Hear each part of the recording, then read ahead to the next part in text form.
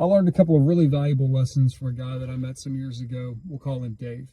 Dave and his team had been challenged to do a redesign on their flagship motor to comply with some really strict EPA standards. They had a really tight window to do it, and then they had a specific budget. And he and his team, they crushed it. They really did a great job. And, before long, the company was churning out these motors, and they were on the lots of big box stores on these lawnmowers all across the country. Super big win for the company, big win for Dave and his team, until they realized that 99% of these mowers that have this engine on it particularly were being returned back to the store either that day or the very next day. 99%. And it's because these engines, the owners, the customers would get them home and they wouldn't crank. And Dave and his team were really perplexed because they were like, hey, we test fire all these motors before they ever leave the company. Why is it that when they get to the consumer, they stop working? So he was given $50,000 and in just a couple of weeks to get a solution for this, and a cheap solution at that, because the warranty implications were massive, and it was going to be a huge impact to the company's bottom line. So Dave and his team are working around the clock to figure out what the problem is, and it was all hinging on this one big meeting with the CEO and the board of directors where they were going to basically, he had 2 weeks to get this fixed, or he and his team were going to get fired, every single one of them. And so they're really under the gun, and they're working around the clock, and they're not finding a solution to the problem. They are just really perplexed about why this is happening. And so here it is. It's a Thursday. It's just some days before this big board meeting that's happened on Monday. And Dave is really at a loss. He's really worried about his team and his job, naturally, and the success of the company. Well, he is walking across the parking lot one day, and this young guy named Andy, he's 20 years old, comes over to him and says, hey, Mr. Dave, I would like to take a crack at seeing if I can figure out what the problem is with these motors and why they're not firing for the customers. And he said, I work on all the small engines on my dad's farm. Hey, do you think I could get one to take home? And Dave told me, he said, I was thinking in my head, who is this 20-year-old hayseed farm kid think he's going to tell me, a senior engineer that's got all these degrees from this prestigious universities and all these letters behind your name and all this stuff, who does he think he is? And then he realized that all he had to lose was his job and the job of all the people that he cared about. So he went ahead, he made it happen.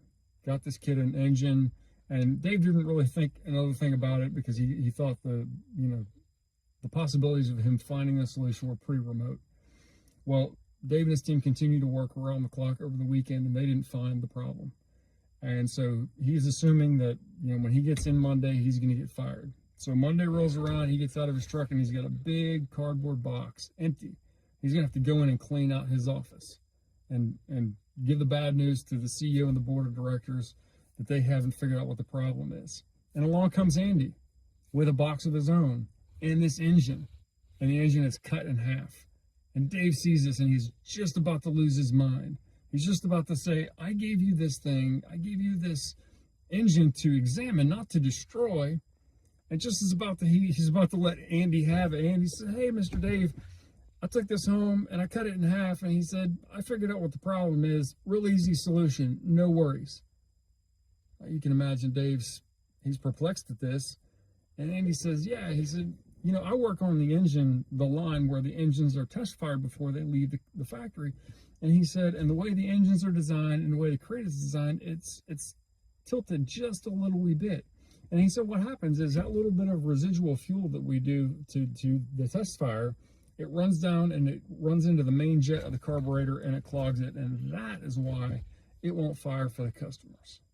So if you rotate it 10 degrees this direction, that problem goes away. So Dave goes in to the CEO and the board, and he's a stand-up guy.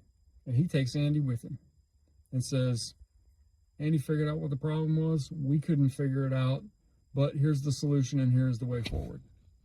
So Dave and his team, they ended up keeping their jobs, and that was really, really great. But I think the lessons here walking away are a couple things. One is, when you look at your people and you see them and their abilities and their level at this level right here, you are never going to appreciate all of what they can do. But if you give them the tools and the resources and the training and the freedom to make some mistakes and learn, man, some amazing things can happen. And I think the other big lesson here is when you look down your nose at somebody like Dave did with Andy, that person that you look down your nose on, it may be the person that saves your bacon in the long run. So I don't think that's really necessarily a leadership lesson. That's a life lesson.